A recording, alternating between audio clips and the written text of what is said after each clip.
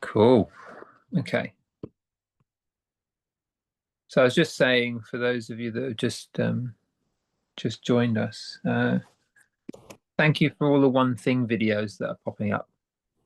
Thank you for making those. Thank you for recording them and putting yourself, making yourself visible in the group.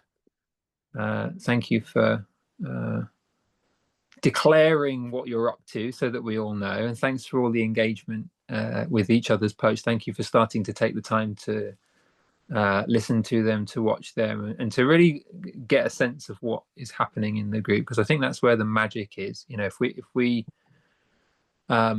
we feel that we're in a group where there's people doing their own thing and we're not really involved with them, that's one kind of experience. But if we, and it's a creation, right? If we each, including me, including Michele, including each one of you, if we take some time to watch an individual coaching session, we watch an individual one thing video, not only do we learn something for ourselves and it kind of reflects something to us, but it's also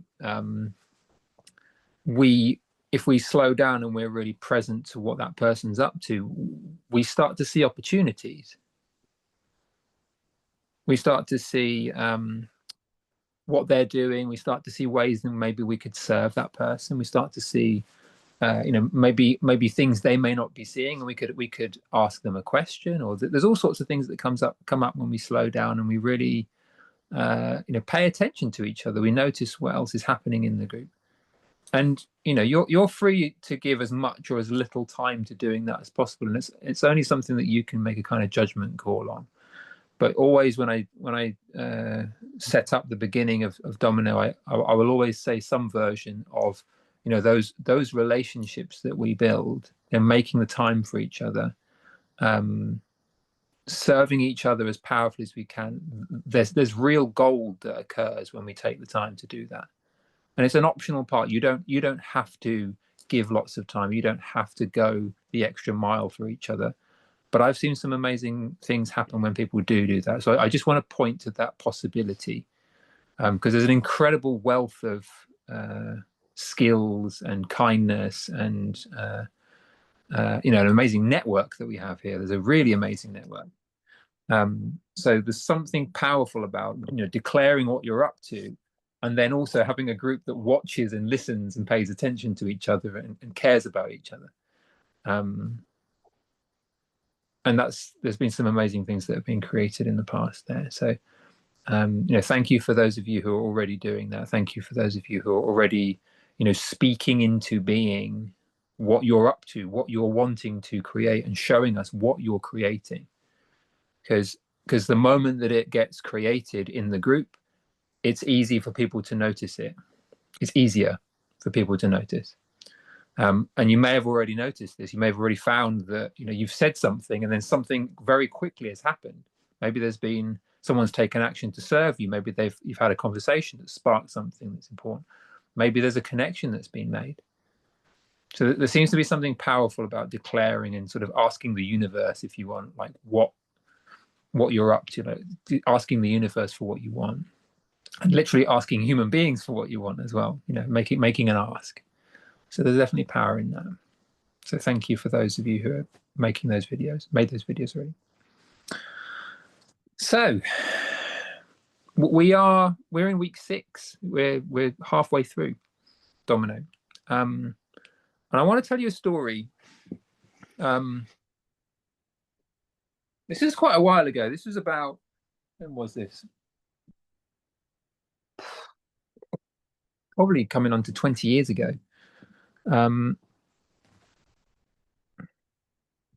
15 years ago, not quite as long as 20.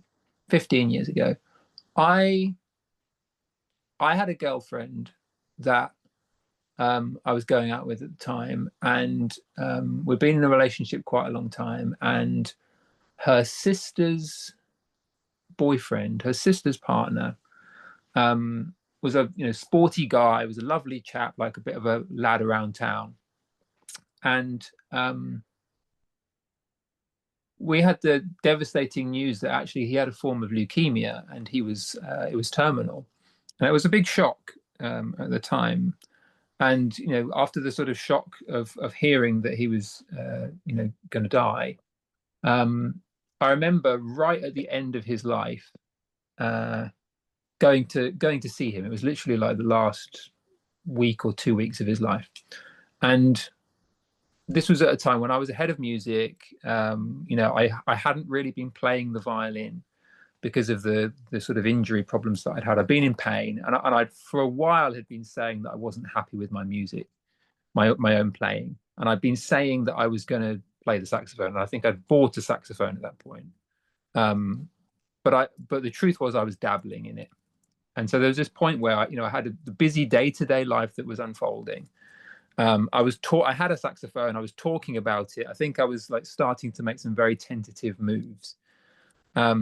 But I remember having told this guy about my music, and it was like a PR thing. I was like, "So, oh yeah, what's going on in your life?" "Oh yeah, I'm getting back into music. I think I joined a band," and I was saying some stuff.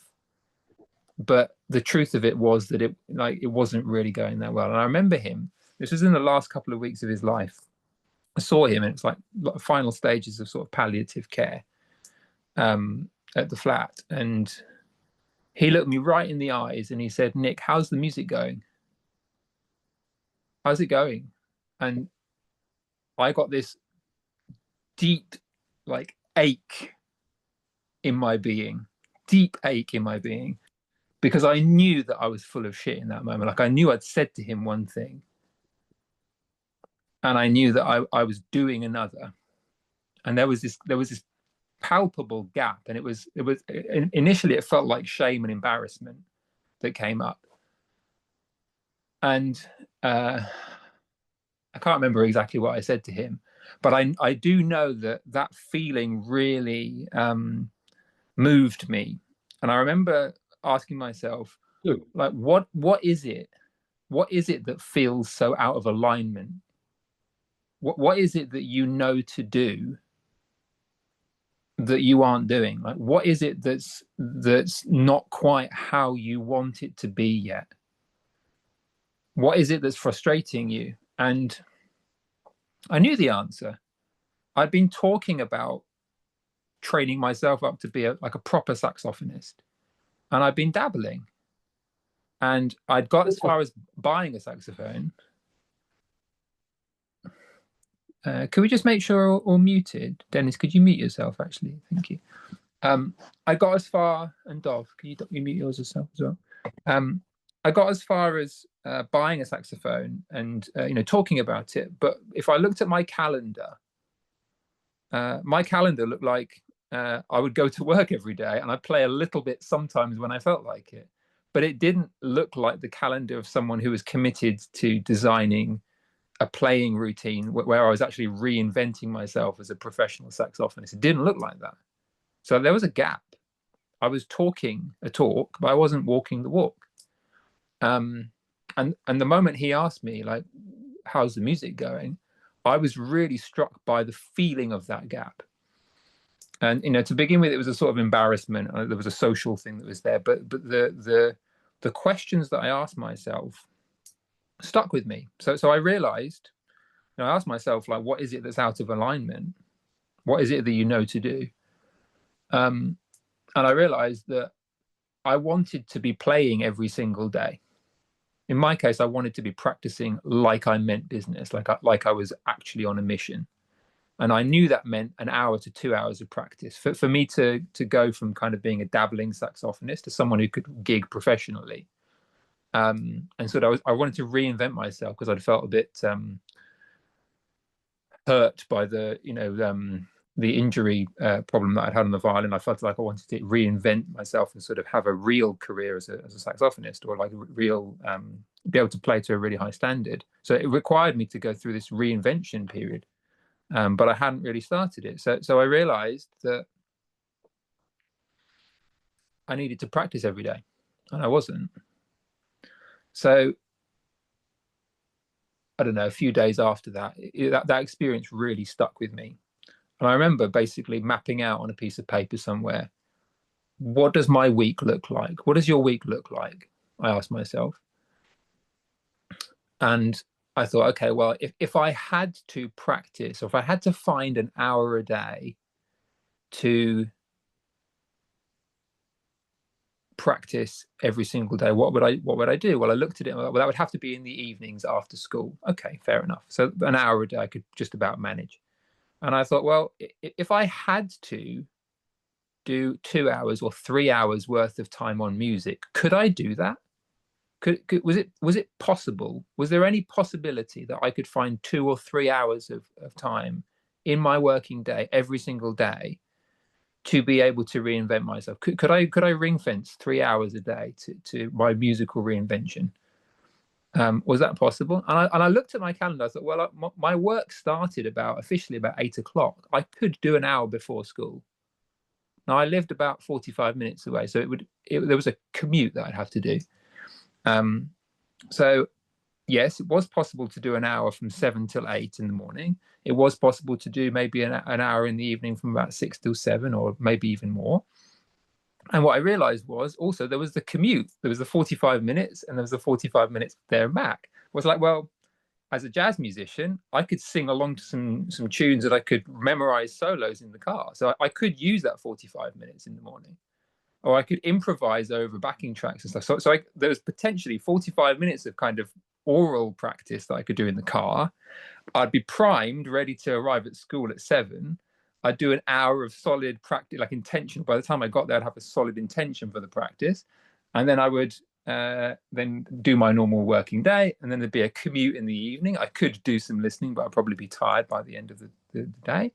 But I would guarantee that I'd do the second hour of sort of solid horn practice. So this was a revelation to me. So there was a clear possibility. It was pretty grueling, because it didn't involve me sleeping very much. Like I didn't that period I didn't sleep very long. But I did that for about 8 years. I did about 8 years worth of 2 or 3 hours a day around my 9 to 5 job, and I also tried to cram as much as I possibly could in as well. So what I also did was I would sometimes run a band in lunchtime, so I'd get my horn out and I would try and play with the kids as much as possible, so I was playing as much. And if I could squeeze in like a second hour in the evening, I would also do that. And then it became a massive challenge. Like what other practice time could I find? Well, I was, as a head of department, I was allowed to get into the school at the weekends. So I would sometimes do that, and half terms or in holidays. So sometimes I was able to do like 5 or 6 hours of practice at school, make as much noise as I wanted to do. Right. So the reason I'm sharing this is because there was this moment of pain. There was this moment of intense pain that I had when my girlfriend's sister's boyfriend like asked me that question. And it made me realize what the gap was. And because I had such a strong feeling about it, it prompted me to do something about it. It prompted me to look at that gap, acknowledge that gap, and then look practically at what I actually needed to do, or chose to do, to shift my being to be the person I wanted to be.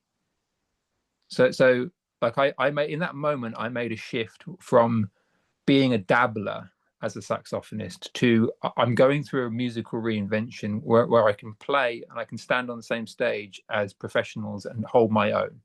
Now I don't make my living as like my main thing is not from playing, but it wasn't about building a career for me. It was about the musical journey. I wanted to get my sax playing to the standard I wanted it to get to. I wanted to go through that experience. I wanted to give myself that gift of being the kind of starting to be the musician I kind of wanted to be.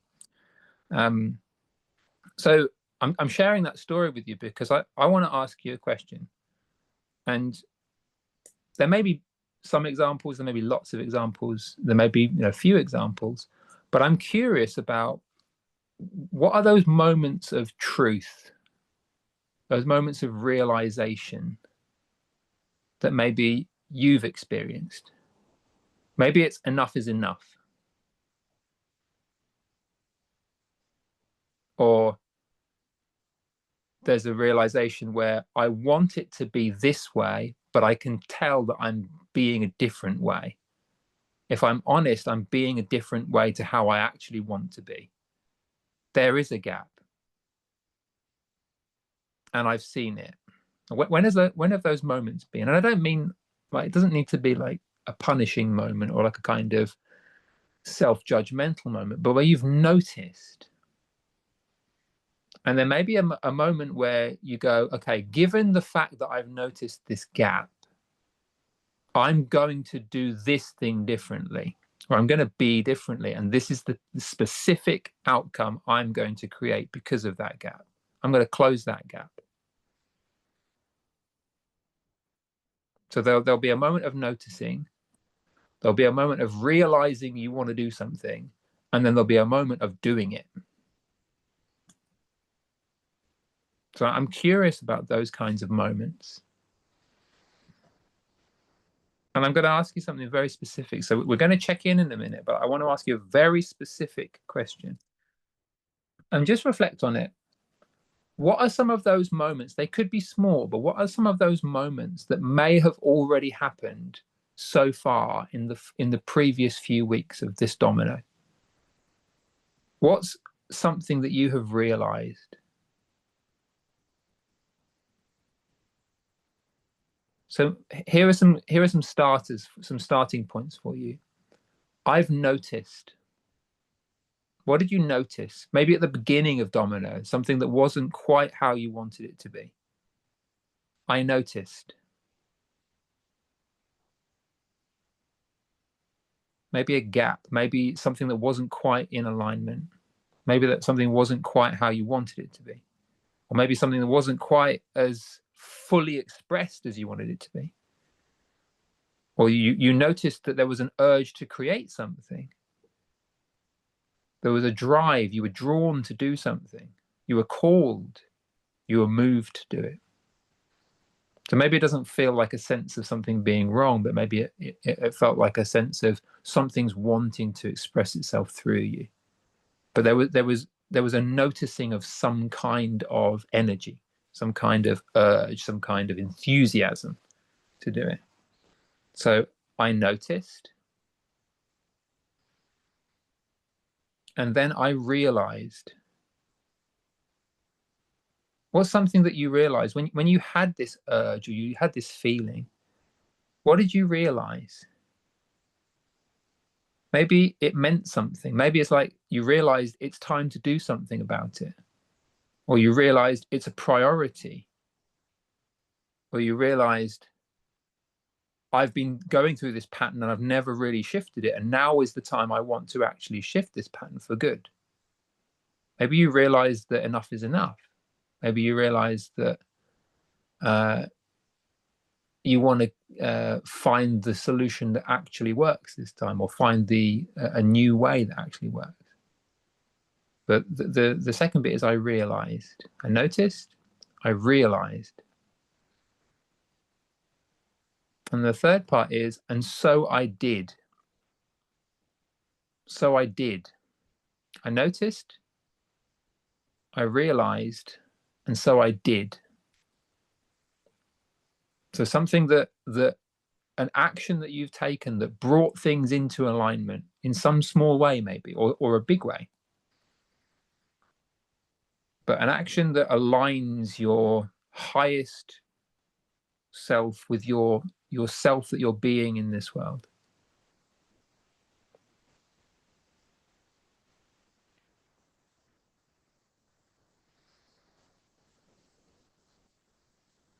Now, these things, we're going to do a check-in, but don't feel that what you're going to share has to be big. Doesn't have to be big. It doesn't have to be sort of sexy and exciting, and it doesn't need to sound like a huge deal to anybody else. Right? I'm asking you to share something very specific here. I'm asking you to share what you noticed. I'm also asking you to share what you realized as a gap. And I'm asking you to share what you did that you know is a closing of the gap. Not like sharing a kind of story that makes you look good, but the moment where you know that you've stepped authentically into a slightly more aligned version. Okay. So I'd love to hear from every person on the call. And you I want to take the time to do this kind of very specific check-in today because this is a structure that we can use in other places. This I noticed, I realized, and so I did is a very beautiful way of kind of aligning our inner self, inner knowing with our outer actions, right? So I'd love for us to sort of practice the structure, but I'd also love to hear like how have you been using Domino to create valuable shifts in your life so far? And again, they don't have there's no pressure to it doesn't need to be huge stuff. It doesn't have to be huge, but what I'm asking is that it's honest and that we're sort of following that kind of structure that we have. So I'd love to hear from people. Juliet. So I know you're saying you want this structure. So just so I know, I don't want to like talk too much. So how long would you like me to have? A couple of minutes or less? Yeah. Well, just as long as when we're sharing with this, as long as we're sort of going through this process of the thinking process, you're talking us through your thinking process, which is I noticed something that was not quite cool. I realized that this meant this, or I realized I needed to, or I realized this was important, or whatever, and then I did. So as long as it follows that structure, it's going to be these are going to be relatively focused, but I want them to be, that following that structure. So I'm imagining quite short check-ins from people. Yeah. Okay. Yeah, because I could make this long. I don't want to. There might be If you want to hear from everyone. there might be lots of things from people. So I do. We can. This doesn't have to be the only time that we're going to do this. But what I want to do today is to make sure that we get around every single person, and that we get familiar with quite a tight way of feeding back. Because I think this is gonna it's going to be helpful for us in lots of different ways. So that's why I'm doing it that way. Yeah, cool. Go. So I've noticed that I have a pattern of over committing and wanting to do a lot of things. And in terms of, coaching and doing a podcast and lots of training and then I feel overwhelmed. And it's a pattern that I realized is a pattern that's, just some sort of subconscious belief of needing to be safe and knowledge is safety, gathering information somehow. And actually, I realized that some of that has this week fallen away to like, when you said, what's the solution? It's like, well, there doesn't need to be a solution because it's all thought created identity that I had. And there was an energy tied up with that. And some of that energy is now through, kind of some of the coaching that I do around energy has just gone. And it's been a pattern I've had my whole life, like just to do with control and safety, I think. And so I realized that I want to be a speaker, an inspirational speaker, as well as the podcast. And when you were saying what you were saying about the practice, I just felt really inspired because I thought, yeah, I'm going to make this time every day to practice being an amazing speaker. And I want to be speaking on stages and things, and I'm going to do it. So Juliet, what have you already done in service of that? Because what I want to avoid, and it's beautiful that you're going to do things, but what I really want to be, I want to tune the group into is there's a huge difference between I could or I want to and I did. So I want us to share. It could be you booked something or you started scripting something. It could be something small, but like I really encourage people in this to like so far let's check in with I noticed, I realized, and what have I actually done with that realization so far? So what small steps have you already taken towards becoming a speaker? Well, last week I did a 5-day course. Um, and I did a speech with no notes for half an hour Mm, and it was recorded and it mm, was amazing. And I just want to continue on that pathway. And I'm going to be doing something for the upcoming year, um, like on stage and practicing with others. mm. Superb. Thank you. Great. I love the way you walked that through so beautifully. Thanks very much. Awesome. So I'm going to remind people again because it's something that we're introducing here. So I noticed, I realized, and so I did. That's the format that we're following here. Dov. Hello. Hey, hey. Um, right. So, do we do the massive, big, profound, massive, life-changing? I noticed, I realized I did, or something very, very specific. Which one? Which one? Something so far in Domino. Yeah. Right. Okay. So, However life changing it may be. So I know there has been, but maybe we can leave that for another time. Um, I noticed I speak what I know. I noticed when I have gone into conversations before, um, do a little check-in and go straight for the jugular of this is what I think you should know because I think that this is what you should know. Um, I'm kind of, I'm being very, very, I'm not always like that, but there is the last year or so of conversations within the coaching sphere and where I'm at as a as a musical mentor and coach. A lot of it has been, well, I think you should know this. It was more suggestive in terms of what I have to impart for you. It can be very important to you, and in a large part, yeah, it's worked. I mean, it has been very important to people. So this is what I've noticed, but I've also realized that to be hugely impactful, really authentically um, aligned others, with others, means to listen,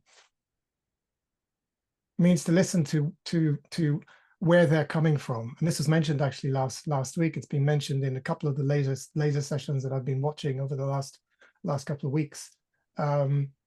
It's coming from a place of who it is you're speaking to, where they're at, and meeting them where they're at.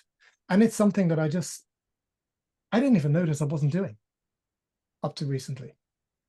And so my conversations, when I'd realized this and it became, I was able to articulate to myself that um, I need to understand what people want if I can help them. And I have a wealth of whatever it is I can do to help them, but I can't help them if I don't know what it is they really want. So so I did. And every conversation I go into now, the last few conversations I've gone into have really been from a place of what is it you want? How can I help you? But it's not, this is what I have to help you. It's more about what it is, what is it you want? How do you see yourself getting onto the next step? And then everything I have to give doesn't even feature anymore. It doesn't really matter, mm. which was that was a real revelation actually. Um, so it kind of ties in obviously with my program and everything that's happening right now. It suddenly became, it all kind of fell away, and you know um all my teaching and everything else is just it matters. It doesn't matter at all if you can't understand, or if you have not taken the space and and become silent in yourself from all the chatter that you think they need to know to really be able to help them. So this is what I do now. I love that so much. What impact or what like difference is that making when you come from that, or like use that approach? Like how's that shaping up in the conversations? Well, it's funny because well, there's a level of confidence there. There's a level of focus, and there's also I'm not thinking how I need to help them. It Yeah, I'm not thinking how I can help them, how all my whatever it is, tools and strategies and Mm, or it's not coming from there anymore. mm, Um, it's almost like a reflection. It becomes a very natural reflection of what it is that they want, and getting people to articulate, because sometimes most of us actually, unless you're asked, what is it you really want by someone else, yeah. on this kind of level, it's something that we don't necessarily think about, and sometimes it can be the first time you've ever spoken it, Yes. and that's where I want to be for people. That is a hugely uh, lucrative skill to get really good at. Just so, Mm. so you can sell very, very expensive things using that approach, and you can do it ethically, obviously, as well. And it's I'm filled with enthusiasm when I hear you say that, because I know how, like, the more you go into that and the more you realize that that's really the way that people kind of wake up to what they need, and then they get when they see it for themselves, it's a kind of coaching approach, and they notice, oh yeah, I can change this, and they then create this. They create the value. They create the sense of how it would work. How you would work together for themselves, like we've said in some of the lasers, and and then they're enrolled. It's their discovery, and that's a hugely that's a great gift. That's a leadership skill, but it was also a sales skill that's phenomenally powerful. So I'm really delighted, and I know how much that's going to make a difference. So nice one, Dov. Yeah, so I feel I've got to work it out for me. I feel like there is a lot for me to practice, and something Mm, that you pointed just now is the level of dedication that you put in, your level of commitment, to sales, to the mastery of sales. It is a commitment that is way beyond you just walking the walk. Sorry, talking the talk. Um, and you mentioned this. You mentioned this before, of finding the time to not sleep, or finding the time to not sleep because you filled the gap with learning and practicing, and the mm, practice, the intentional um, the intentional doing, or the practice of doing something consistently on a daily basis. Um, it takes order. It takes a lot of commitment, but nothing really works until you're committed to being committed. That makes sense. yeah, absolutely. I remember hearing Steve Chandler say something like, if you put time and attention on anything, if you put more time, more attention on those things, you're going to get better at it. And for most people, it's a matter of, are you giving it time? Are you giving it attention? Can you give it more attention? Can you give it more time? And it grows. That's been my experience. I mean, How I we learn. fall off the bat, consistently with talking too much, and not challenged with wanting to put all the attention in to do the work that I need to do, um, and not being able to because of finances or because of whatever it is, the rest of the thing. So Mm. it's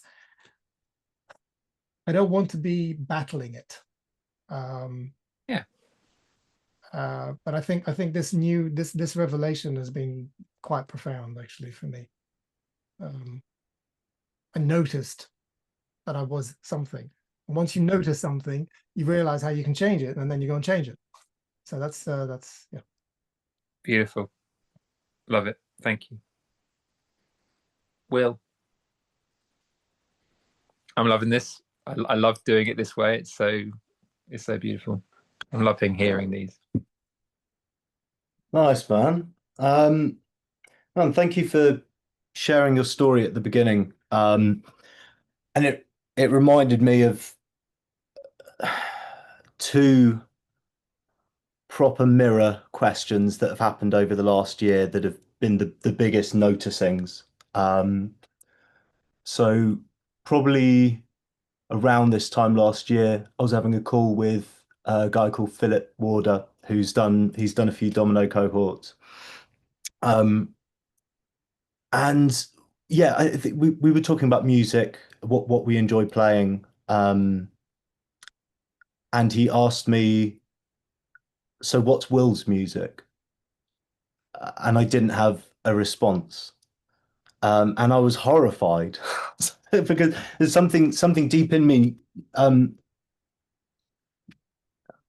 for want of a better word, I don't want to use the word wrong, but something felt so wrong about the fact that I didn't have something to jump into. There was a sense that not that there should be, but that there is, but I'm very disconnected from it. I like the word wrong sometimes, and like I suppose what we're pointing to here is like it's wrong in the sense like it's not quite me. Yeah, Something I'm not quite being real me, and yeah, that's the wrongness. It's like I'm here to do something. I'm here to be something else, and this isn't it. Like I know that something's there. So like I think like owning the fact that it's like, kind of it feels wrong. I think that's not as a judgment, but you've noticed that you want to be something else. You want to be something differently. It's possible for you, and it's in you. Like that it's wrong in that sense. Like I don't. There's no stigma here of like saying that it's wrong if it's that, because I think that's powerful to kind of acknowledge. So it's I think cool. no, thank you for drawing that out. That I like that. Like not wrong as a judgment, wrong as like a sense of some wrongness about around the thing. Um, yeah, like you were describing that pain and that ache. I think in that moment I sensed a disconnect, a severe disconnect and a distancing from something. Um, and then the noticing continued Domino earlier this year, when we were doing the one thing and I had my plan. I was like, this is what I'm going to focus on. And then we did a series of questions around what you want. And each, I think of the 15 questions, basically just kept drilling and drilling and repeating with different phrasing. And then the question, what would you do if you knew you couldn't fail? And it like landed. It's like, create the fucking most epic rock metal show I possibly can. And it was like, well, hang on, but that's not the plan I've got. So I spent the next few weeks doing the original plan, feeling increasingly uncomfortable and like this sort of dilemma. Um, the the big noticing for context for those that don't know, I've spent the last 10 years being a working guitarist, so predominantly in teaching functions, tributes, cruises, etc. So big time in the covers kind of thing. Um, Not pursuing my own artistry, which was all I knew when I first got into music. That was what the whole thing was about. And so what I noticed was this um, massive out of integrityness that I've created in my career. There's this thing that I've known from a very young age, very instinctively. It just made sense. And then there's this career that I've been creating that I would describe as like an imitation of, or like an approximation of the actual thing. It's like I'm still playing the guitar, but it's not the thing. Um, so that's the noticing. Um, in terms, Will point us to things you've done so far in this domino. yes. So, uh, digging up all the floorboards and restructuring my whole life, basically. I not too long before this domino started, I'd been living in it was a nice flat in central Brighton. I decided to move to cut my overheads by more than half, to move into a house share, which I completed. That is done. This is the room. To facilitate the opening of a huge amount of bandwidth. So back to the time and attention thing, like I've read the same thing in many, many, many of Steve Chandler's books, like time and attention. That's the most valuable thing I've got. So I need to create as much of that as possible. So the first obvious thing was there's this big financial weight on my shoulders. I've got to make X amount and I'm making it in these ways and it takes a lot of time, right? Let's shift some things. So I moved. Um, I've decided to step back from teaching, which was like private one-to-one. For the time being, my sense was that it wasn't fulfilling to me, and it had become a bit of a going through the motions sort of thing. Um, I've enrolled a drummer and a bass player, and am now having a lot of conversations with different singers and spreading a web to find the right front person for this. I've enrolled a digital, what does she do? Digital media, all of the in-house stuff. She can do podcasts, music video shoots, logos, sort of an in-house creative agent type thing. Written and recorded all these demos. I'm going to gigs all the time. I'm speaking to promoters. I'm building and using the network I've already got and building a new network in the metal scene specifically so that there's something to plug this band into when it's ready. Yeah. Um, and I suppose, yeah, I'm now there's an ongoing creation as to yeah, making money and what that's going to look like and what I enjoy, what is going to facilitate maximum bandwidth. Oh, a little system adjustment that I started this week. Um, that band is top of the to-do list every day. It's the first Mm. I wake up. It's not Very cool. not like I'll get round to it once I sort out like this thing. And now I've got a bit more, quite a bit more bandwidth and at least a couple of solid days in the week, which are like those are the band days. That's writing, demoing, reaching out to people, chatting, um, yeah, whatever needs doing. Two words spring to mind. All in. Hmm. That's what I feel when I'm listening to you speak about this. You sound like a guy who is all in. Yeah. Very fucking cool. It is that enough is enough, like energy. Juliet, what you said really, really resonates with me. It's like I I I'm fascinated by a lot of things, and I've run around for the last 10 years trying to have the biggest spread of a portfolio career I can possibly have. And it feels like the big experiment at the moment. Like 2026, this band is number one. I'm effectively restructuring everything else to support it. Where I live, how I earn money, whatever all of that looks like, it's all pillars that support this band, which is a new experiment. So yeah, yeah. Thanks, Nick. That's Thank you. Awesome. Very cool. Inspiring stuff. Fabulous. With you all the way. I want to keep going. There's lots to share. We've got energies to be channeled here. So, Kimberly, Hi. hi. Okay, so I noticed that I've been noticing that for a long time, my wisdom, I've been channeling through my art a lot of wisdom, and it's kind of getting backed up in here. And I realized that when I started connecting with y'all here in Domino and having a lot of one-on-one calls with people who've never met me before and who like all of the brand new connections are making it clear that one, it's in addition to my one thing, which is my money making thing, which is what I want to build out so I can have a financial ground, I am also, because of the feeling in my body of what it feels like to hold all of this and to have it in, and to realize that it needs to find a way out, and it finds its way out in so many beautiful ways through connection and through talking. So what I want to do is create content. Like, I want to start sharing with the world.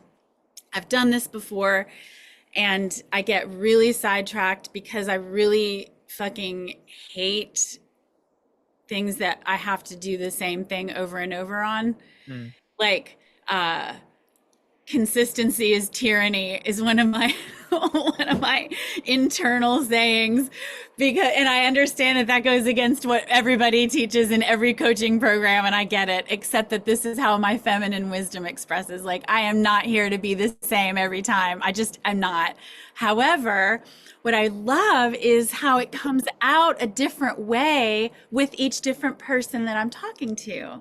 So I'm wondering if that's how my greatest delight is for sharing this wisdom. I really don't love just sitting in front of the camera saying, I have to make this point, and here's my point.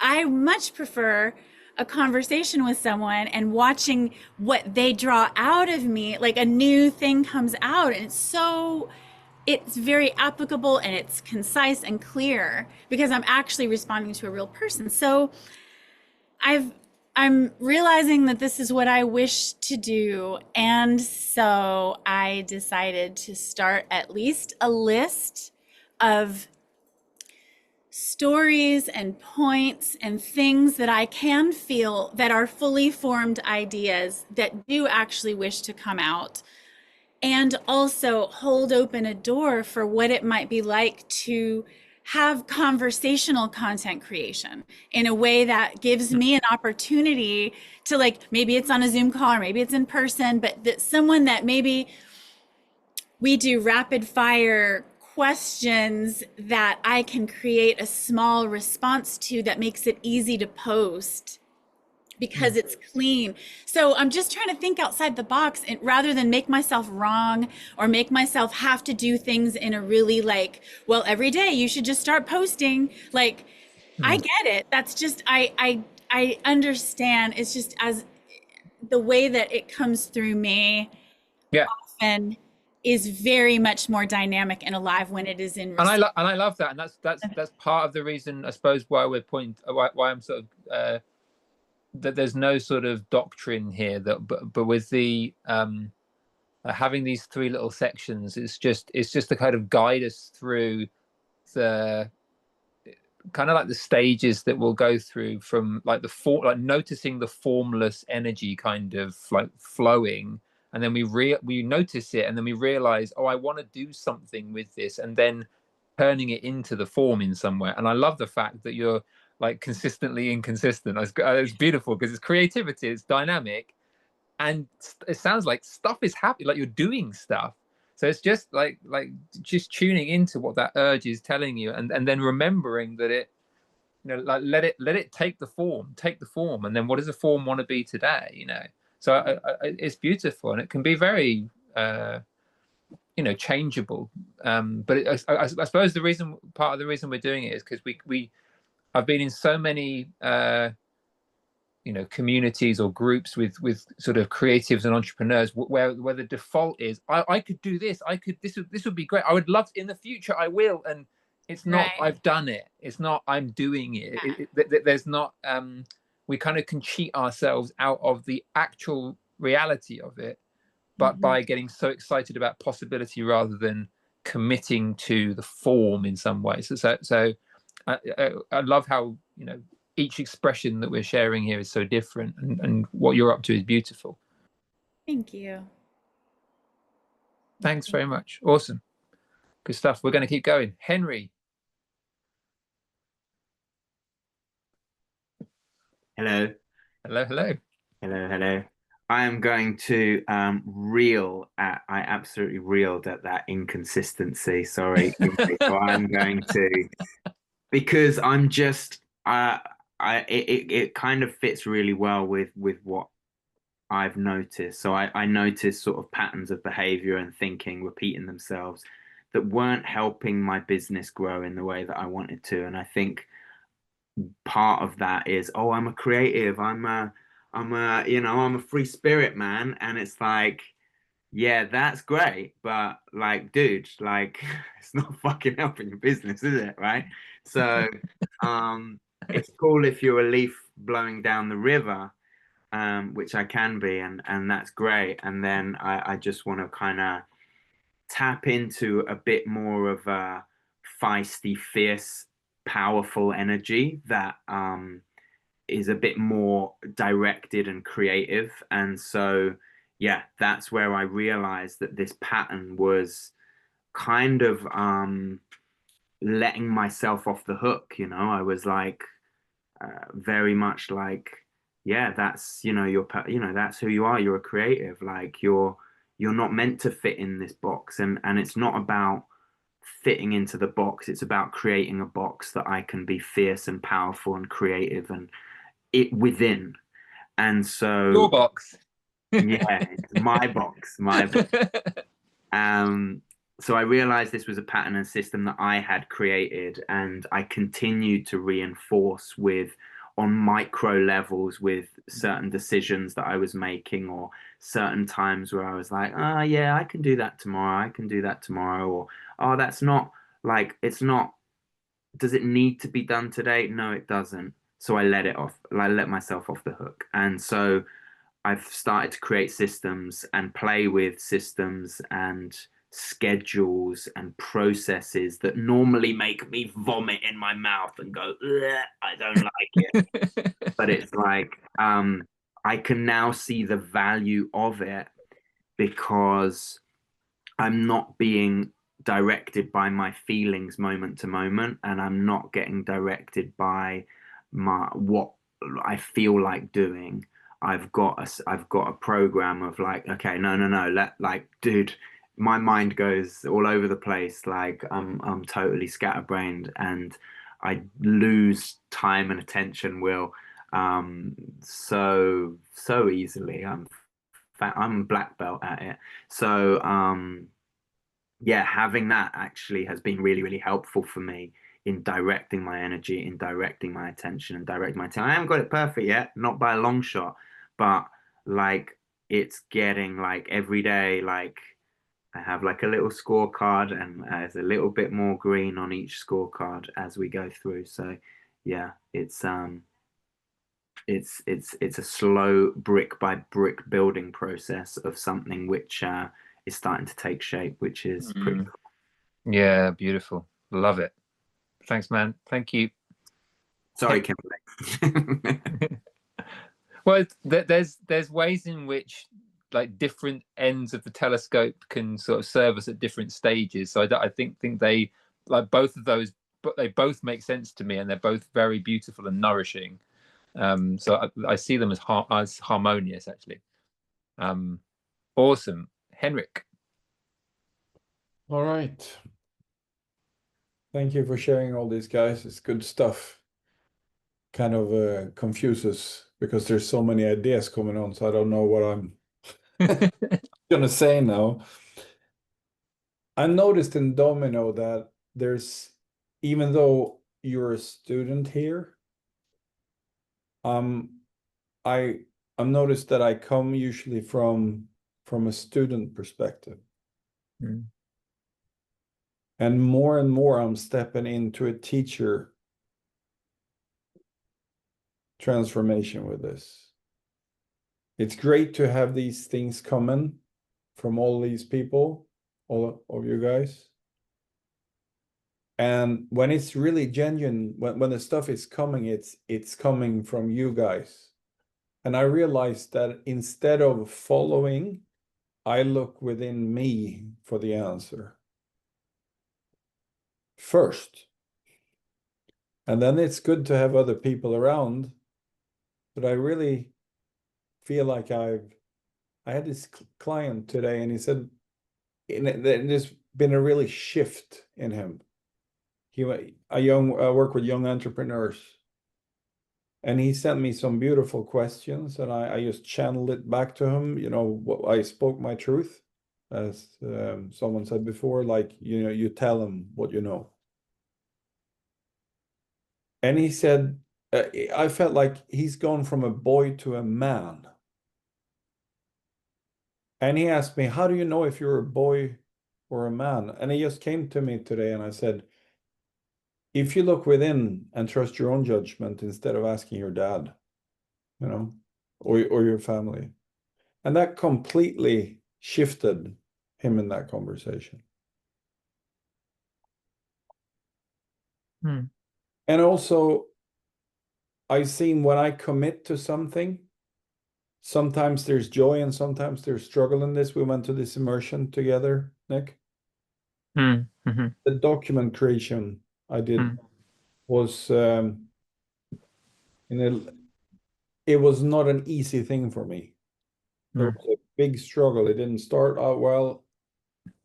And I ended up teaching 8 other guys doing their document. So when I feel the struggle or the joy, I have a tendency to, as a student, turn that around and show other people and be a leader and teacher in that. Mm. And it's actually not that I have noticed that. It's when I do that, I notice that and realize that. Mm. Mm. Okay. Thank you. Thank you very much. Cam, I noticed, I realized, and so I did. Yep. So for me, I noticed that I've now kind of achieved a big goal for mine, which was to release with a major label. So I did have my first single for George Gramophone come out last week. And for that, it's kind of like I need to start shifting the goalposts. So kind of everything leading up has been kind of towards trying to kind of get to this stage in a way, if it's building, you know, on social media, growing my, you know, Spotify numbers, things like that. It's kind of to like build this brand to be able to get to a point to like potentially sign for a big, like it wasn't really like always a big goal for me, but it was always trying to like create the person who would be able to sign onto a label like that. So it's not an exclusive contract, it's just kind of singles at the moment, which is still awesome. But what I have realized now is I've got the, you know, capacity and capability to take it to the next level. I did quit my 9 to 5 only like 4 months ago, so I have now time, and I'm going back to Australia, which I have kind of penciled in. You know, I'm going to be doing my music full time, and I've realized, you know, what other things I can do to try to take it to the next level. And Cameron, so what's the gap that you? So I really want to like encourage everyone to be super like precise with themselves about like what's the gap that you kind of I've identified. Yeah. It's not necessarily a pain point, but like something that you want to like closing that gap and steps you've already taken, right? Yeah. So within the time we've been in Domino, like recently. Yeah. Recently, so I have been kind of like I have identified that I do want to, you know, sign exclusively with, you know, one of these labels. So I have been looking at kind of like Mercury KX as like a target label and kind of their sound as well. And it's like a music I listen to all the time.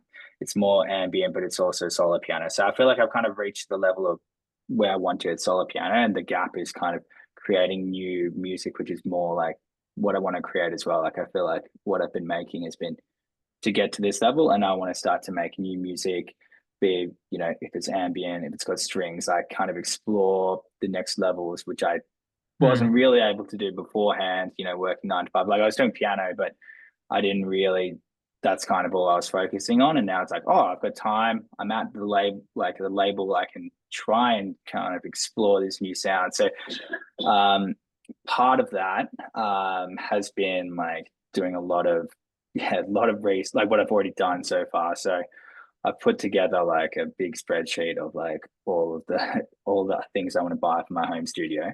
I've got like tiered, like, you know, tier 1 to 5, how expensive everything is. I've already started buying things. I've been looking at like a lot of different tutorials on YouTube already. So, you know, the different sounds, but looking at different plugins I want to buy. I've also been looking at like different books and different resources about, you know, how to kind of write for orchestral music as well. I've been also kind of like, I've got a whole list of like things I want to do as soon as I get to Australia. So I've been just putting that together, as well as like different concerts and ideas I have for concerts, because I do have this idea of creating like a mindfulness music business when I go to Australia. But like over the last month has been kind of like really identifying like different unique styles of concerts. So like, for example, like meditation and music kind of, and then like I've got like, you know, paint and music and piano kind of concerts, and like, you know, just different kind of ideas like that. And I kind of want to bring that to Australia. So I've got like a whole, like this time, like since I started Domino, since I've been living in France, it's been a good time to reflect and then like manifest and create like this new vision of what I want to do when I move to Australia. So I have been just, yeah, what I've done is really just like doing all the research and like looking at all the equipment, like, and also reaching out. Like I've reached out to like artists in Australia. I've reached out to artists who like I aspire to be like. I've been looking at like different brands as well, seeing if I can get like things for free, just like Arturia. I'm trying to like get a partnership, just like whoever I can to try and get me free shit as well. So been doing a lot of that. But it is kind of like a time where I'm just, I know kind of what I've been doing. Like the piano stuff's great. I feel like I've reached a point where I'm like, I want to go to, you know, start making new music, start and yeah, exploring new sound essentially. But now I've got kind of like the backing where I don't need to like focus on piano. I can try to explore a bit more now. Right. Yeah, that's pretty much it. Beautiful. Okay. So you're set up for the next few weeks of the program to really, you know, move the needle in that respect, right? Yeah, for sure. Yeah, beautiful, nice. Thank you. We continue. We've got lots to hear. So I noticed, I realized, and so I did. Matt.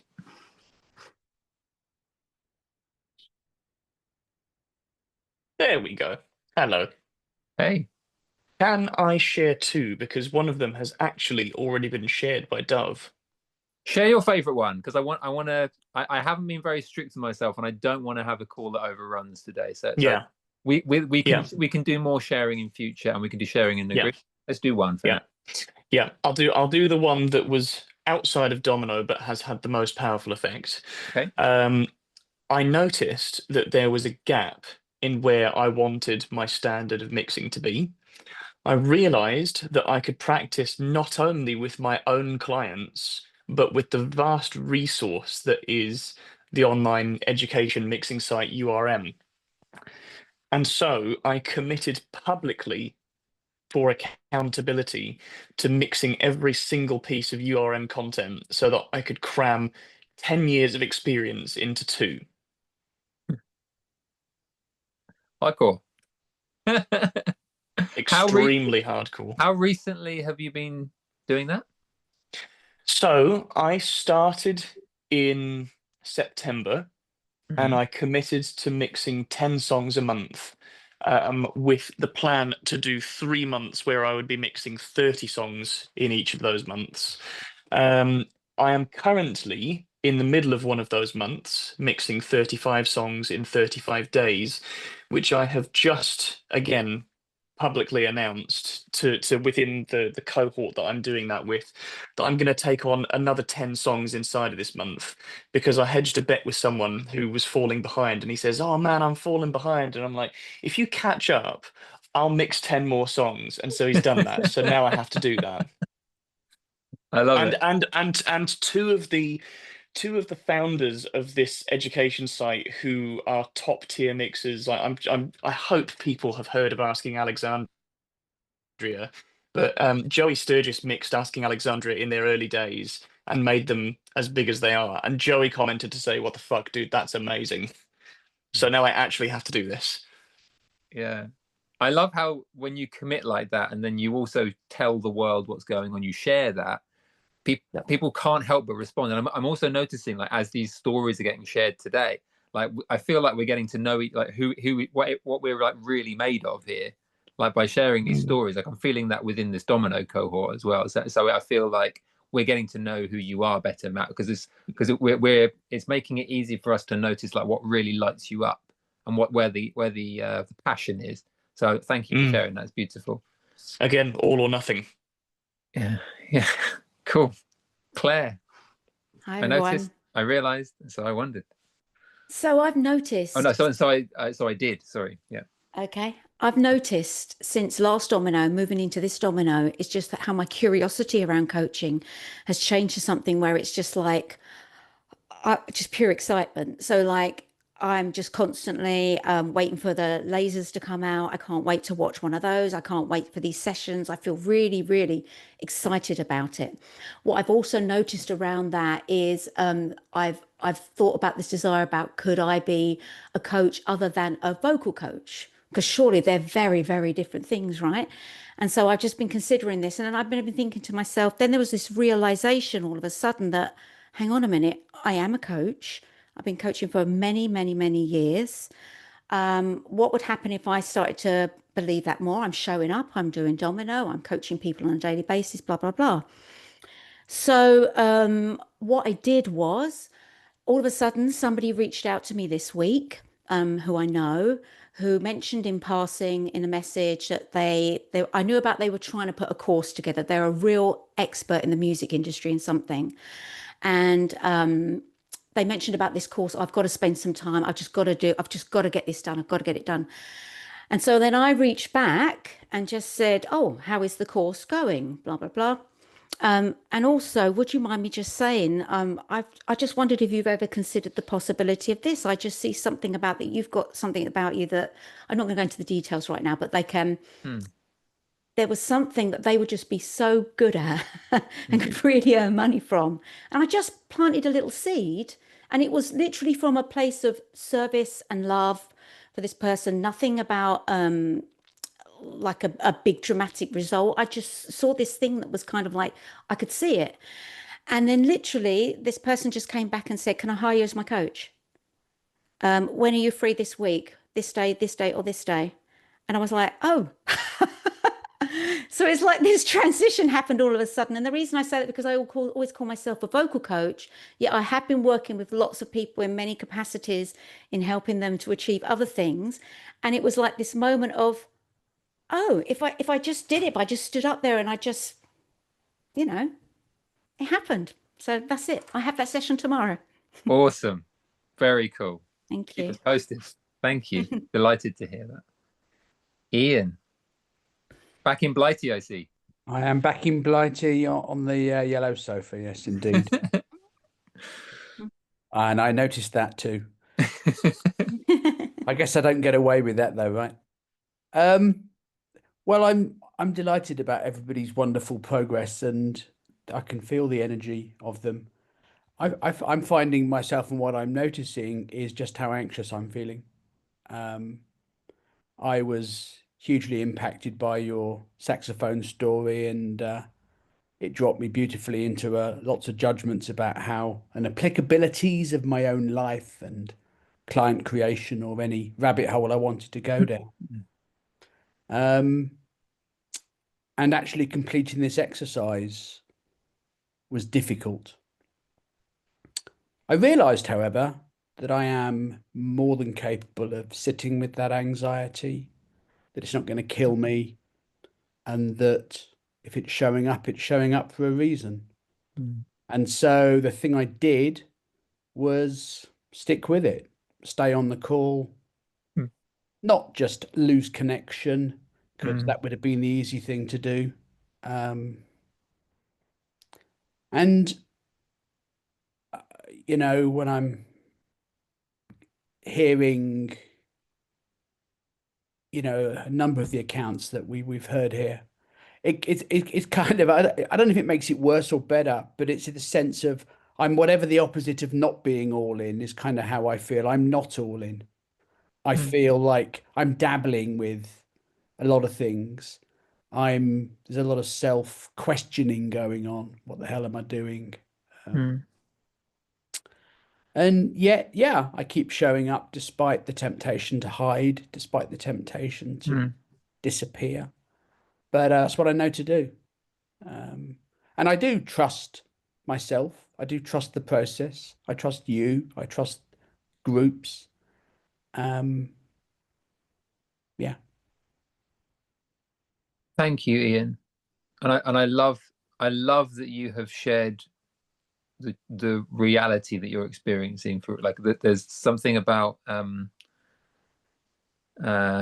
being willing to share each of our truths. And this is what I was saying to Kimberly, but it applies to all of us. Like the journeys that we're all on, and the things that we're doing, and the process and the feelings that are coming up, they're going to be unique to every single person on this call. And if there's, and I don't know if I've ever given this impression, or if there's a hint kind of culturally or sort of within our group that certain ways of being are better than others. That's not at all what this is about. It's not about that. There's no one particular form that any domino journey or any sort of life path or whatever should take. So I also trust the process, and what I'm struck by when I'm hearing you is like you being present to the reality of your experience. That's hugely valuable, the reality of it, because then you have a choice. It might not make sense to pour yourself into one thing. No, right now it might not make sense to do that. It might not make sense to take any particular kinds of action at all. So, some of us are in different phases or different stages, or we need to be sort of creating some space for ourselves, and that's where we are. So it doesn't always, I know I've sort of pointed towards action, but like I love the fact that we, through your sharing, we get to see kind of like the other side, an important, crucial other side of the coin, if you will, that some of that sort of action can be non-action, or it can be an internal process. A kind of tuning in is the thing I did, and a kind of like being with, staying in the game, staying here whilst the feelings are doing their thing. So like this isn't a kind of push to get people taking out. It's not what it's about, but it can take that form for some people, and that's beautiful too. So I love that you're there with that. I was reflecting today, and it would have been in some ways so easy for me to have picked my one thing as, I'd like to develop my client creation. I'd like 5 people in this room to become my clients, please. But that's not where I'm at. Probably next domino, maybe. Yeah. It was sticking to my guns about working through judgments, and Yes. I hear there's plenty of judgment in here, and getting this bloody document thing finished, and which I know it's not, I'm not the only one who's got one, who has done one, and but I generated this list and I worked through them. Well, guess what? Maybe a few more are just showing up because I haven't quite captured all the buggers yet. Yeah. So I plenty more to revisit, and it's all good as well. I know that, but it's sticking at it. That's what I Thank like to you. do. I want to, if I may ask, as a show of hands, who finds it valuable that Ian has shared that process like that? Yeah, I certainly do. I certainly find that, because it's counterback. Like it could look like was one particular way this is meant to be on this call, and you've really helped to sort of give us a wider by sharing the truth. You've helped to frame the whole thing in a much more sort of integrated way. So love you, Ian, for sharing. Thank you for your honesty and your integrity, and for sticking to to what you know to be true. Super powerful. Thank you, man. Jane Reason. Hi. Thank you, Ian, for sharing that, because I noticed a fair few things for myself while you were sharing. So I really appreciate that. The thing that's been going on for me really started to shift before Domino, but there's a real shift during Domino as well. And it starts with the fact that I realized that fear was in place, and that fear was keeping me in, I'll dabble. Fear was keeping me in, I don't do routines. Fear was keeping me in, I don't like systems. Fear was keeping me in all of these places. And it also stopped me showing up.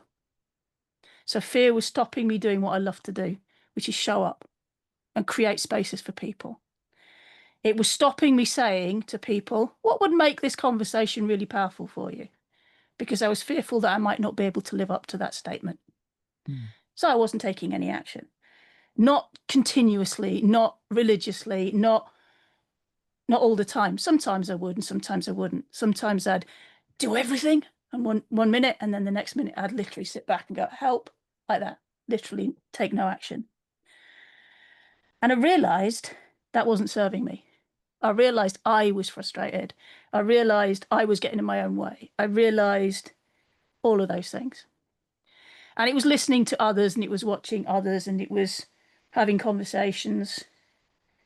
I realized that I actually did need a system. I did need to hold myself accountable. I did need to show up despite the fear. I did need to do all of that. So I did.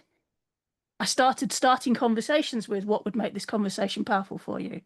I created programs. The first one, the free mini group program that I did, was just before Domino, but it was kind of, it was, that came about because I suddenly realized I needed to get in action in a very serious way. So like, yeah, let's do it. And I'm doing more of that. I started inviting people to these calls, rather than just hoping they'd turn up. That was miraculous. I mean, crikey, I can invite people. Wow. Who knew that? Yeah. There's still sometimes I still notice, and I was talking to Laura earlier, I still notice sometimes that there's a fear in that invitation. But when I start those invitations, they're really playful. They're not. Don't tell anyone. Me too. Don't tell anyone. Me too. I still get fearful.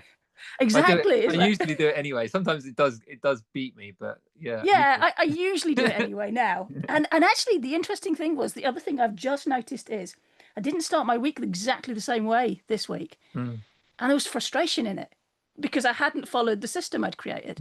It's like, oh, hang on, I'm annoyed I didn't follow a system. Wow, that means I'll go back to it.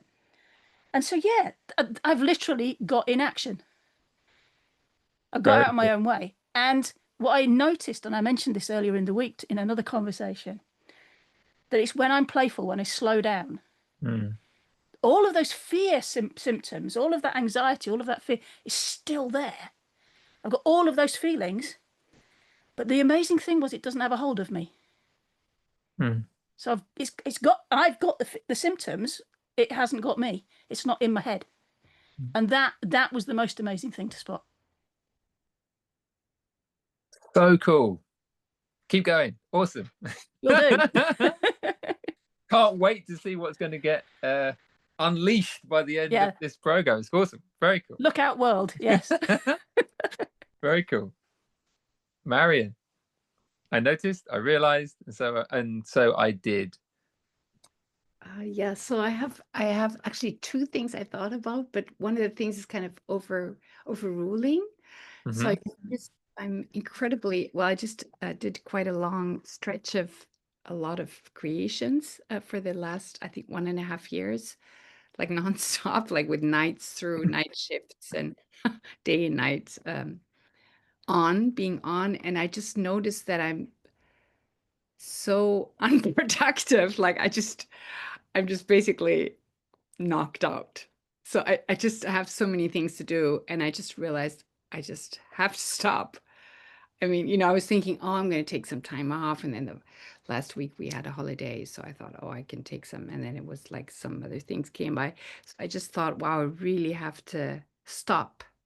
Like, stop it. Like I have to just say, okay, I'm just going to step out for a few days. And I find that kind of, it's it's funny because I never do that. I always go on like kind of half, and then it takes me like something might take 15 minutes. It will take me 5 hours just because I just can't do anymore. I'm just at that point. I'm so ineffective. It's incredible. So I just thought, yeah, I have to really make a step. So I'm going to stop for 3 days, which is great. So I'm going to stopped doing any kind of work, except I have just like a little something I have to do on Saturday. So have you? So I'm draw, and I think you have done this, but I just want to like for the whole group to tune into the difference between I'm going to and I have. So Right. what's the So thing you have done? Have you booked some time in, or you I have just told people? yes. So I have just canceled things, and I just decided to free up everything. So I'm gonna get off the call, and that's our meeting, and then I'm gonna have a break. Except like Saturday, I have like something that I have to do. That's something that is penciled in, but I'm just gonna. But for the rest, I'm really I have just so many things I should do, but I just really look forward. I'm kind of excited, so I'm really gonna do it because I just have to do it, and plus I really look forward, and it's also a new thing. I've never done that because I've always kind of like even I'm schlepping myself through things. So I'm also curious. It's a new thing. Like I've never done anything like this. I mean, I've not done things because, but I was supposed to do things. It's different when you take time off and you just say, no, I'm not gonna do it. It's gonna wait. So I normally never do that because, yeah, it's a German thing, but it's selbstständig. Yeah, you can't really translate it. If you're independent worker, like you're on your own, you always have to work, basically. You can always work. You're your own boss. So I've always been working for myself all my life. And being my own boss, I've never given myself breaks. I mean, I did forced breaks or stuff, but I'm always on. So this is a real experiment. So I'm curious. I'm gonna let you know next week. Yeah, no, it's beautiful. It's really beautiful. It's really beautiful. It sounds really healthy. Sounds like a beautiful step to take. It's really beautiful. As a side note, this is for not just you, Marion, but for everybody. Like part of the reason why we're sharing what we've done, even if it's a small step, like I've decided, or I have told people, or I have cleared my calendar. Part of there seems to be there's a lot of power in telling people what you have already done, because it's kind of evidence of who you've been being for real, rather than who you are saying you would like to be. Like the kind of stand you've been taking. So like I've really realized it, and it's real, and I've made it real by what I've done. And it might be the first tiny step that I've done, like I've decided, or I have booked this time off, or I have opened my calendar and looked at it and realized I'm going to take this day off. But there's a past tense, done it, completed. If people are on the call and they're used to saying what I'm going to do, play with I've done it, or play with waiting to tell people, and do the thing first, then tell them you've done it. Play with that and see what kind of like shift it has in you. So like as a habit, when someone says, oh, can you send me this thing, I tend not to go, yes, I will send it. I tend to go, send it, and then say, I've just sent it. I tend to do it in that order. And I didn't used to, but to me it feels very kind of like done, and there's something it's something to play with. I can't put my finger on exactly like why, but it seems to be quite a powerful thing to do. And I noticed that when people are sharing what they've done, it kind of energizes people to hear it. Yeah. I mean, I had something else that I did already, but which I'm doing actually, the 100 days, which is incredible. Yeah. New for me. But this is also, I mean, to say it also in the group is quite good because you're going to hold me accountable. I hope. So next week I'm going to tell you, but it's also for me, as I spoke just now, Yeah. I realized I've really never done this ever. Yes. like, I've been around for a while. So, I've been like working for myself since I'm 26, so that's quite a while. And so this is a really cool thing to declare that, because it's so easy that and many of us, I think, are working for themselves, a 9 to 5 job. It's so easy. You just stop, like I said, there's a saying in German, but I can't translate it. But that it's you assume that you always have to go on because you can. Yeah, exactly. So I applaud you, and I look forward to hearing next time of what you've done. Like you've done it. You've completed that. So awesome step, fantastic. With this, we are going to go slightly over because I want to hear Michele, I want to hear Chris, and I want to hear Chaim. So if you have to go as per the agreed time, that's fine. It would be wonderful if you just caught up on the very end of the call. If you can stay and be with the remaining few people as they just share what they're up to, that could be very wonderful. So either's fine. I'm going to go to Michele, then Chris, and then Chaim, and then we'll close the call. Okay, I'll time myself. And by the way, just to be sure, the thing that Marion has committed to, so I did, is from tonight up until Monday morning, she ain't gonna do shit. That's the commitment. Okay, clear. Now it's clear. Thumbs up. And then you're gonna listen. Okay, so my thing is, I'm gonna do one quick, so 10 seconds, and then the other one, which is better. But I have to let Chris Donahue speak because he always brings in the goods. Also, Chaim, I believe in you, Chaim. So, but really, a while back, I think this can be inspiring to a few here, right? So, I'm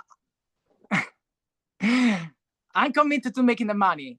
A lot of money of sales, or definitely more than I was making this a few years ago. And I started working with coaches, and I noticed these people were having like 20, 30, 40 calls a week, and I was having 2 or 3.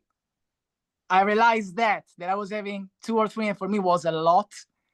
So I did, and this was 3 Dominos ago. When I joined the Domino, I talked to everyone in the cohort, some of them even twice. It's fucking crazy, and they changed it all for me. Now, the real thing. So, and this Will, you made me think about this, because he said, oh, Phil Warda in a previous Domino cohort told me something. So in another cohort of Domino, I don't remember who, sorry. It's no one here, probably someone else, otherwise I would remember. But to ask me, how was it? Like, if you die now, would you be happy where you're at now? And I was like, fuck no. And that was the notice for me, because also I've done a lot of stuff in my life, and I've had achievements and a lot of stuff impossible, miracles. Like, I was 25 and I'm fucking famous. Yeah, this was impossible. How the fuck? Wow, right? So it's not like I have never done shit. And yet and this was like a year and a half ago, I was totally, no, I'm not happy at all. Like, for me, it was always when and then. So, but now I'm doing this, but when I got my music out, and when I'm back to writing again, and when I get to the money, was always that, when and then. And I was fucking tired of it. So that was the realization for me was, yeah, but I say I'm a writer. I haven't been writing for 10 years. I say I'm a musician. All 2023, I only worked for a year. I only worked and ate and slept. I did nothing else. Okay, so that was the big realization for me. And then for me, honestly, this is the last thing I want to say. For me, the so I did was really the hard part there, because 2 things. So we're in Domino, right? So many people here are musicians or artists or creative people. And I see often that it's very difficult for people like us to quantify or have down the facts, like kind of what you were hinting here in many other people saying, like, how do I know am I really doing it, right? So because many of us think are doing it because we have the project of doing it, again, the when and then, or because we say, no, but I ain't gonna do it. No, but are you sure? Like, there are, so for me was, there was, because I come from journalism as well, facts. I do know it's a fact. For me, it's a very real thing because I was going threats or on the peril of being sued at all times, even from politicians, from whomever, if I wasn't checking in all my facts like massively. Okay. So it was a huge risk for me. I'm very aware of that. And I'm always like fact checking what I'm doing and also checking the numbers. So and it's a beautiful frame for us to all take. That's kind of what I'm, like you said, like I'm pointing to. That's like, we can have a very beautiful PR message that we give in the Domino space, and then are we fact checking ourselves? Is our evidence, like, are we creating the results for real? Are we living how we want to be? So I love that kind of fact checking ourselves thing. It's a beautiful metaphor. Yeah, it's a thing in journalism. There are even in newsrooms there are fact checkers, like the New York Times, and also the numbers, honestly, especially for sales, like how much am I making, how many people am I talking to, how many clients do I have. And then also for me, honestly, the big thing was I was always all my life achievements based, because I said it, right? I was young and I had achievements, and I had a lot of achievements and big achievements. And then for me, there was a drug. Like, I'm not, even if I'm committed, even if I schedule that time for my music, I'm not a real musician. I don't feel like one because I don't have the musician achievement. Like, I'm not touring for Lady Gaga. I cannot put it on my Insta bio, okay? And many people do. And I'm not a real writer because I don't have a book out at the moment with a major publisher. The achievement thing. So it was a real journey for me, and it was long, man. Like, it's still going, but to really sit deeply with myself, what is true for me? What really makes me a musician? What really makes me a writer? What really makes me true and in integrity with what I say I am and what I'm committed to, out of the achievements, and find it for myself. That's what it is. What is it that you've specifically done? So basically, in terms of fact checking or numbers checking, I started with a sort of my version of the document that you mentioned many times around Domino, right? But I have a whole management platform for me, Trello, that some of you know, right? Familiar with it? And I have a shit ton of columns and cards where with myself that I update constantly to double check with myself, okay, this month, November and December, up until January, what does it mean for me that I'm a musician? I'm committed to musicians. Okay, do I have this commitment, this deadline, this hour, this, and I check with myself that I'm doing that. Right. Okay. And I update that regularly, every month, even on a daily basis, honestly, for everything that I do. Okay, that's for me. Beautiful. Yeah. Thank you. Your dedication is phenomenal. Love it. Yay. Chris. Hey, everyone. Hey. Okay, down on the wire. I noticed that I'm underemployed for the rest of this year, and the progress towards my life and career goals feels as if it's on the verge of stalling. I realized that my social and business circles were too small, and that many of the artists and producers I've worked with regularly over the years are either pivoting, slowing down, or retiring. I realized further that my usual response had been to complain about this, beat myself up for not diversifying, and then to spiral from there. And so I am now regularly seeking out, signing up for, and putting myself in new social and professional circles and events where I can explore new listening skills and ideally expand my circles going forward to ideally include more of my generational peers with whom I can socialize or collaborate. And it doesn't matter to me if a given situation or activity appears to link directly to my work or my income. I know that it's guaranteed if I don't show up and be open, nothing will happen, and I will remain right here. And so as this inner transformation continues for me, I'm putting all of my daily activity, life, admin, professional, whatever, and even rest in the context of my why, and seeing it all as a means toward achieving all of my goals. And Nick, side note, the importance of this be, do, have concept has never been more clear or alive to me. So thanks for that. Yeah. My pleasure. Awesome. Great to hear. Thank you. Chaim. Hello, everyone. Hey. Well, Ian stole mine. I find myself today in the last few days actually very much where Ian is. But being the fact that Ian did beat me to it, I'll pivot and do another one. Which I've already pretty much shared it in this group, which is I noticed that I'd been saying for a very long time that I want to re-engage with music, and specifically with my own music. And I realized that I wasn't really doing that. I was just going around telling my friends, telling everybody that I wanted to do it. And I realized that I needed to do something about it. And so I put my name in a hat to be a guest musician at a local performance that happens every 2 months here, like a singer-songwriter night. And to my surprise and delight, they actually invited me. And so I did 2.5 weeks ago perform for the first time original music in front of a group of people, and it had been over a decade. So those Back are the to the things. game. Yeah. So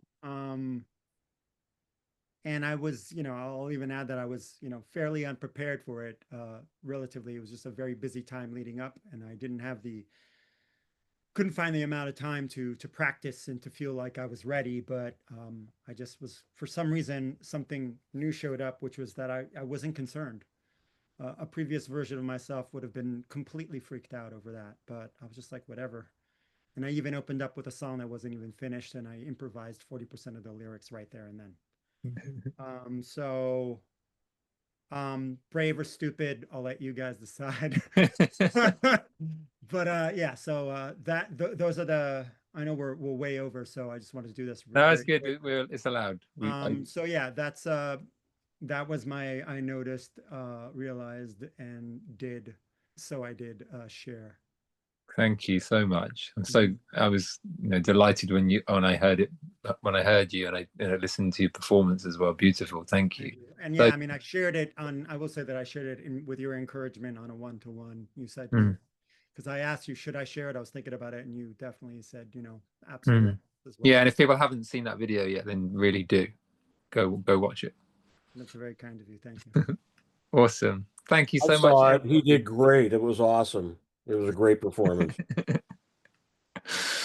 I love this group so much. I love being, it feels like a real honor. Now, whatever the form that's been unfolding, it feels like a real honor to have you share what you've noticed, and then what you've realized you want to sort of bring into alignment, and then what you're in the process of actually creating for real. And what's actually unfolding in your reality. So super energized to be on this path with you, and really, we're really moving into this phase of like, this is creation now. Whatever that means to you, whatever that looks like authentically for you. So like I've already pointed to, because there can be a lot of energy, don't think that anyone else here is doing it the right way or the wrong way or what have you. Walk your own path, but keep tuning into that, and keep aligning and keep creating what's yours, and you'll be fine. So thank you to everyone who's shared on this call. I'm looking forward to hear more from people, and one or two we haven't heard from today, but that's fine. But really looking forward to continuing, and this is where creation is occurring. So yeah, love you lot. See you soon.